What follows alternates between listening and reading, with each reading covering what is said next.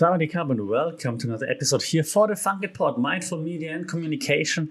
And as you can see, it's a interesting one again because I can merge sports, which I like, with like media theories, communication theories, stuff that I also like and work with, obviously, today again because, well, Jürgen Klopp, you never walk alone, manager of Liverpool, announced that he will leave the club after the season in the summer, and so I thought it's a good point or a good time now to look into why is he leaving? Not from a sports point of view, but from a communications point of view. Not only like why is he leaving, but how did he announce it? Like how did he handle it? How does Liverpool handle it? How is it different to usual coaching dismissals? Because usually coaches are being dismissed; they don't just say they leave, right? Most of the time.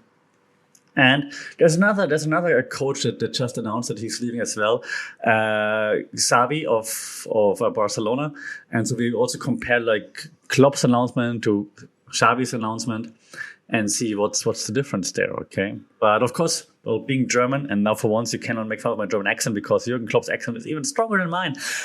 Maybe that's why I like him so much. So let's look into like how Jürgen Klopp announced his departure from Liverpool and which media and communication theories he used, maybe willingly, maybe like subconsciously, maybe some of the PR people helped him craft the message. I'm not sure, but let's look into this, okay?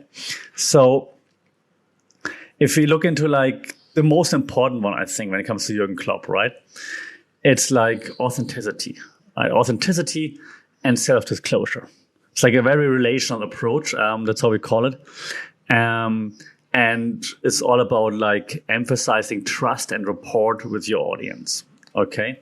So in his message, Jürgen Klopp, he opened up about like personal reasons about like why he's stepping down, right? He's saying like, oh, it's like an energy thing and he's feeling like there's so much pressure and the club needs someone at full strength, full power, and so he might have been able to go into another season, but already knowing that he's lacking some energy, so then this would not have been good for the club. So yeah, it's being very personal. So focusing emphasizing trust and rapport with the audience here. That's always actually a very good thing to do, of course, like working with trust and rapport, but it only works if you actually establish trust and rapport before, okay, then you can use it. Then also, I think he's just a very good storyteller. And again, it might be consciously, might be subconsciously, but when we look at like narrative paradigms, another media theory, we can actually see that like he takes us on a story, like when he arrived to Liverpool and like how he feels about everybody, how much he loves everyone.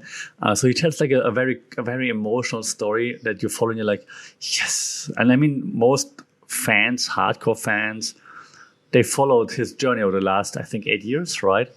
So it's just taking you on that journey and like mentioning key moments from the journey, like just brings that story back into your mind and you're like, oh yeah, right. We had all those memories together. So that's just a very smart thing to do when you're communicating. What's also very smart is utilizing the stakeholder theory. Okay. So stakeholder theory means that you address the interests and concerns of all the stakeholders. And in this case, the stakeholders, of course, are the fans, the players, the management, right? And he does it in a like very, again, emotional like manner that connects very well with all the stakeholders. Like, so he talks about the fans, of course, how important they are, how much he loves them, and that he understands that this is a difficult message, but he has to get it out and that he hopes that the fans will understand it. Then he talks about how important the players are, how great of a group he has around him right now with the players. He talks about like how the management supports him and all those things. So he addresses all those stakeholders so they all feel included in the messaging, they feel included in the story being told right now. So it's a very, very smart thing, again, to do. Again, might be subconsciously, might be consciously, but it's very, very well done. Also, and I think that was more subconsciously because it's not a crisis right now in Liverpool, right? They're top of the league if you heard that sound in the background, it was my cat destroying something. That's good. That's a crisis. So the crisis communication, right? So of course, it's not a real crisis. Liverpool is like top of the table. But the crisis communication is there to manage like potential negative impact, right? Like preemptively. So in this case, Klopp goes out and says that he's going to leave to just take away all the chitter chatter that might have happened if like someone from his close circle, someone would have heard something, or some people would be speculating or whatever. He's just taking it away right away. It's like, okay, there's no chitter chatter, there's no gossiping. I'm telling you right now, I'm leaving at the end of the season. This is why. No need to gossip about anything. We're going to create a clear plan for me when I leave and how to hand over. We're going to know who's next and so on. So that's just perfect crisis communication to prevent any crisis, actually. That's fantastic. Also, when you see the video, right, the nonverbal communication that he's using. So his body language is just like very emotional, like without like using hands or anything too much, like contrary to what I'm doing, but like you can see it in his face and the way that he's sitting, that is emotional to him, right? So he's not just all like cool and chill and whatnot, but you can see that it really bothers him, that it's really close to him. So his body language and his tone that he's using to communicate actually reinforce the message that he's sending, which of course is very important for like a convincing speech / announcement. So again, like very, very believable. Following this, I think one of the more important media theories also that we can see here it's being used is what we call in media studies the social identity theory. I talked about this before in the podcast, right? SIT, social identity theory, that just reinforces the identification with the group. In this case, Liverpool FC, the community around Liverpool. And this affects like how you behave, how you communicate, but also how the audience behaves, communicates, understands the communication. And so that the fact that he's re-emphasizing that like he loves the fans, he loves the club, he loves everything about the club, everything about the city. So it includes everything, right? Everything Liverpool. And then he promises that he's never going to coach another club in England ever again. And that he's going to take a year off now before he moves on, if he ever does anything else, right?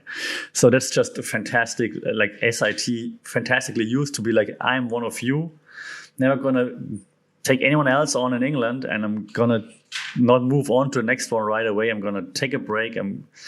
It's not because I have something better. You're in my heart. You're everything I want, but I just need a break. And it's just fantastic. He, of course, also is great at like this what we call again in media studies transformational leadership communication. Okay, so it's like very inspiring and motivating because he's still visionary, right? So he's like uses some inspirational communication and gives some individualized attention to like the young players, the new players, the group of players that they have right now. He says that Liverpool will continue to be successful, and he's doing everything that in his power to ensure that the success will continue after he left, and so on. So he's not just focusing on himself. He actually doesn't focus on himself at all. He just focuses on Liverpool and to communicate that everything he does so that Liverpool can continue to flourish, which is just perfectly worded, phrased, delivered, right? Some of my favorite theories, I just throw them in now too, because we talked about it a lot before, just to remind you, like agenda setting. Of course, everyone has an agenda. In this case, the agenda is, of course, to prevent what I said earlier, the gossiping, the yellow press and whatnot. Also to put something in the audience's mind, perception, like that there's commitment to the current season and about his personal energy level. So now that they know, like, oh, okay, so he's not leaving because he hates us. He's just leaving because he needs to take some personal time. And so that's his agenda. We also, I forgot, symbolic interactionism. I mentioned this before too, right? So Klopp in his speech, actually, he references like his journey before, but also then with Liverpool mostly, and like the love for the club, right? Like how Liverpool, and not just the club, but how Liverpool as a city and the people are everything to him. So that's like symbolic interactionism, very well done and very believable. I totally believe when he says that, right? So it's just perfect, because then the audience is, again, builds rapport, trust with you, and that's all you want, okay? When we look at like framing, the way he frames things, like framing theory, we talked about it before as well. It's like how you frame, how you present information in a particular like light to influence perception, maybe. Here I think he just frames his departure as like something that's necessary. Okay, it's like because of the energy levels that are down and because he's just feeling like very drained, and he needs like a break from a personal point of view. I think that's just the way he frames it, and that's a good thing to do because then again, there's no talking about like why is he stepping down now that everything is going so well? What's in his mind? Does he have another job? No, he's just telling you, hey, that's because of me right now. I need a break. That's why. Yeah, so framing so that there's no other way of talking about it. We could also say there's a two-step flow theory somewhat because, I mean, you're getting the news from him and he's the opinion leader, if you will. You could also say that the opinion leader here, in this case, Jürgen Klopp, right? He's passing on that message of him leaving. So the club doesn't do it, but he does it. And then he leaves it to you, the audience, to interpret it based on the additional information that he's giving you, of course.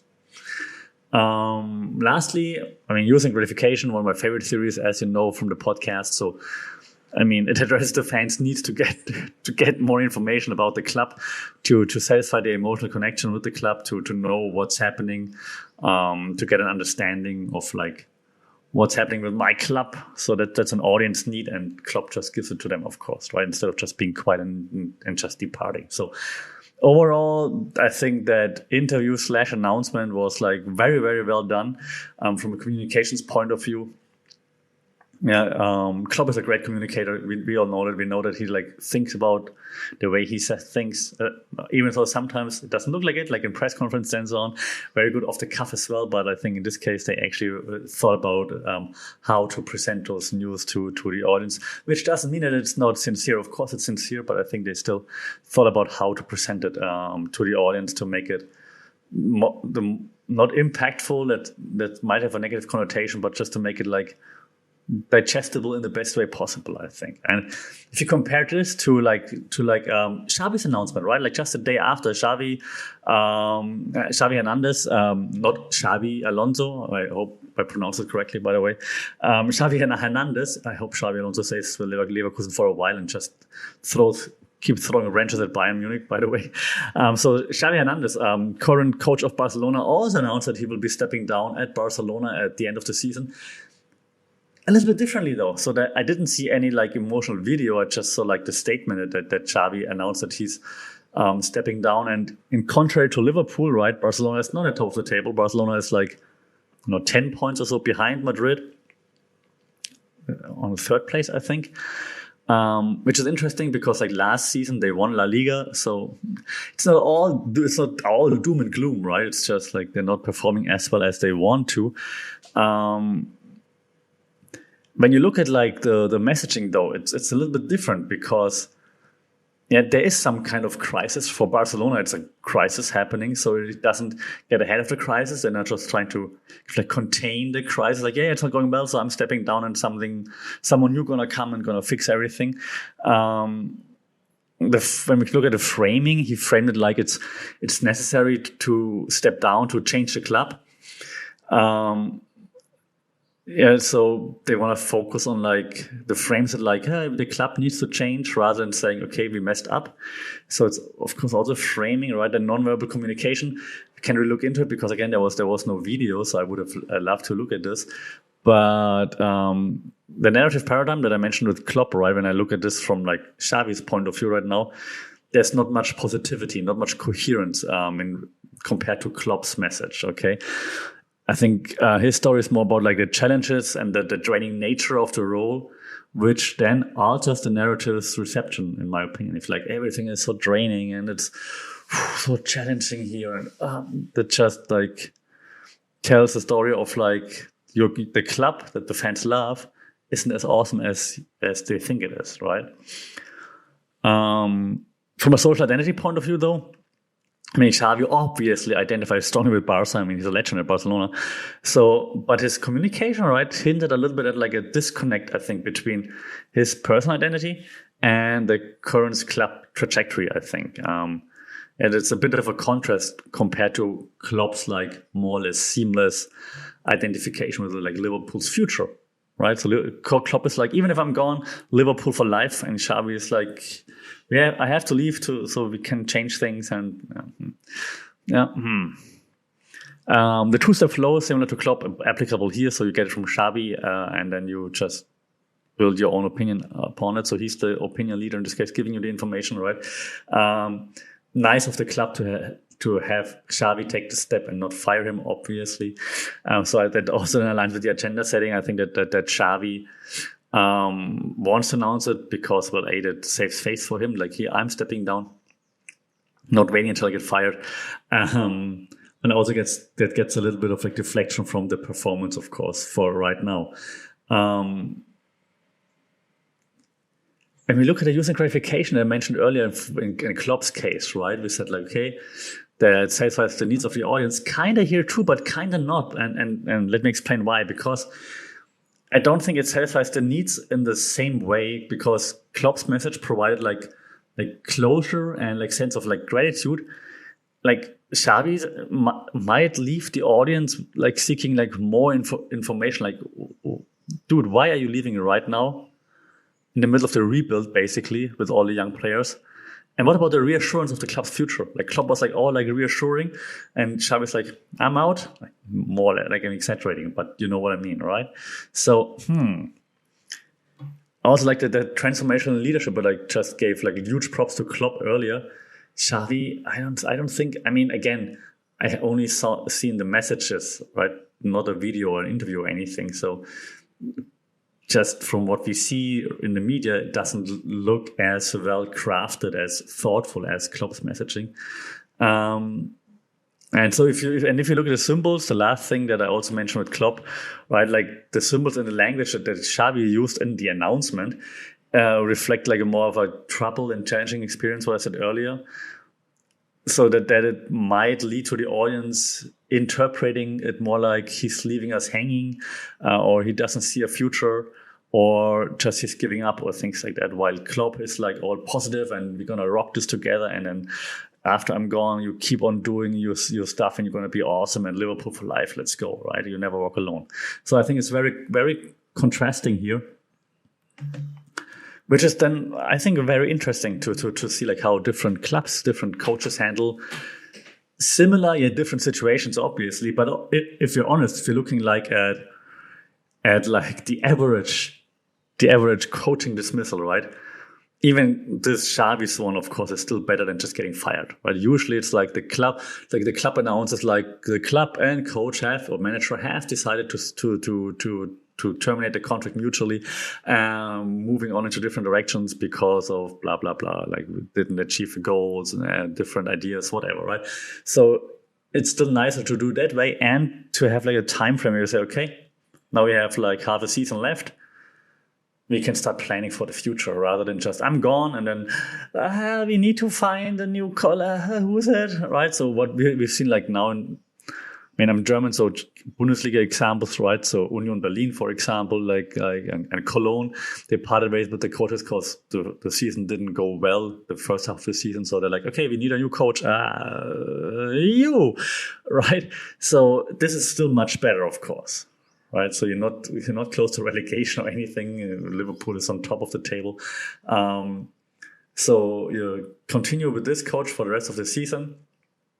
And then you can now start looking into like who could be next. You have lots of time. The fans can get used to it. The fans can think about it.